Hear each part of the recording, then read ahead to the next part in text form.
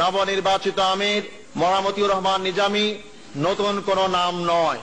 অথচ আজকে তাকে জামায়াতের আমির নির্বাচন ঘোষণা করার পর থেকেই চিহ্নিত একটি মহল 30 বছরের বস্তা বচা রাজাকার গালির মাধ্যমে একদিকে যেমন তার নেতৃত্বকে বিতর্কিত করার চেষ্টা করা হচ্ছে, অপরদিকে বাংলাদেশকে রাজাকার মুক্ত আড়ালে ইসলাম মুক্ত, ইসলাম নির্মূল করার যে ষড়যন্ত্র চলছে, আজকের এই সুধী সমাবেশ থেকে স্পষ্টভাবে বলে দিতে চাই, জামাত ইসলামী বাংলাদেশ শয়তানি শক্তিকে উৎখাত করে আল্লাহর দ্বীন প্রতিষ্ঠার যে জিহাদ এবং সংগ্রাম শুরু করেছে, মানুষরূপী শয়তানেরা যত শক্তি অর্জন করে জামাত ইসলামীকে রাজাকার স্বাধীনতাবিরোধী গালিগালাজ করে আমাদের আন্দোলন অগ্রযাত্রাতে ব্যাহত করার চেষ্টা করুক না কেন, জামাত ইসলামী বাংলাদেশ বাংলাদেশের জনগণকে সাথে নিয়ে সকল ষড়যন্ত্রকে বানচাল করবে ইনশাআল্লাহ।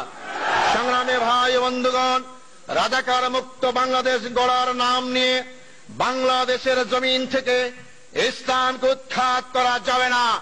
ইসলামের শিকড় বাংলাদেশের মাটির গভীরে প্রথিত রয়েছে। এই শিকড়কে উৎখাত করা যারাই চেষ্টা করবেন তারাই উৎখাত হয়ে যাবেন। ইসলাম দিন দিনে বৃদ্ধি পাবে, হাঁটি হাঁটি পা পা করে 41 সাল থেকে এই উপমহাদেশে জামাত ইসলামের যজ্ঞযাত্রা শুরু হয়েছে। একবিংশ শতাব্দীতে শুধু উপমহাদেশেই নয়, পৃথিবীর যেখানেই যাবেন সেখানে ইসলামী আন্দোলন আজকে শক্তিশালী আত্মপ্রকাশ করেছে। আমার দৃঢ় বিশ্বাস হয়েছে চলমান একবিংশ শতাব্দী আবেগের বশবর্তী হয়ে নয়, বাস্তবতার কারণেই পৃথিবীর দেশে দেশে ইসলাম একটি বিজয়ী শক্তি হিসাবে আত্মপ্রকাশ করবে ইনশাআল্লাহ। কোন শক্তি নাই তাদের উৎখাত করার জন্য। আজকের এই সুযোগ থেকে এই অঙ্গীকার ব্যক্ত করতে চাই, বাংলাদেশের জনগণকে যদি বাঁচতে হয়, আজকে বাংলাদেশের জনগণের সামনে রাজাকার কোন সমস্যা নয়, স্বাধীনতার পক্ষ বিপক্ষ সমস্যা নয়। বাংলাদেশের সমস্যা কুশিক্ষা, অশিক্ষা, আজকে বেকারত্ব, জুলুম, নির্যাতন, হত্যা, ধর্ষণ। আর এর জন্যই দায়ী যারা এই দেশ শাসন করেছেন, এর জন্যই দায়ী মানুষরূপী শয়তান যারা দেশকে শোষণ করে অর্থের পাহাড় করেছেন। এর জন্যই দায়ী তারাই যারা মানব রচিত মতবাদের ভিত্তিতে দেশ এবং জাতিকে শাসন করেছেন। অতএব তাদের এই অপকর্ম ঢাকার জন্য, তাদের এই ব্যর্থতা ঢাকার জন্য আজকে তারা রাজাকার নামে ইসলামী আন্দোলনের উত্থিত আন্দোলনকে যারা আজকে ভয় পেয়ে জনগণের কাছে তাদেরকে হেয় করার চেষ্টা করছেন, আমরা স্পষ্ট বলে চাই, বাংলাদেশের জনগণকে 30 বছরের মন ভুলানো কথা বলে আর ঘুম পাড়াতে পারবেন না।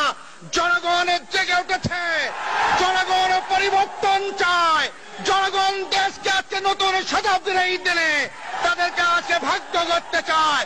জনগণের ভাগ্য করতে হলে ইসলাম ছাড়া বিকল্প নেই। মানুষ তুমি শয়তানা বুঝতে পেরেছে বলেই আজকে কারো বিরুদ্ধে কথা বলে না, সকল মতামত আজকে তাদের ইসলামের ব্যাপারেই।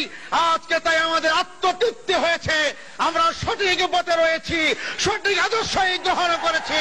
তাই সংগ্রামী বাংলাদেশের রাজধানী ঢাকার সংগ্রামী ভাই ও বোনদেরকে আকুল আবেদন জানাবো, আসুন একদিকে আওয়ামী দুঃশাসনের হাত থেকে দেশ এবং জাতি রক্ষার আন্দোলন শুরু হয়েছে, সেই আন্দোলনে ঝাঁপিয়ে পড়ি।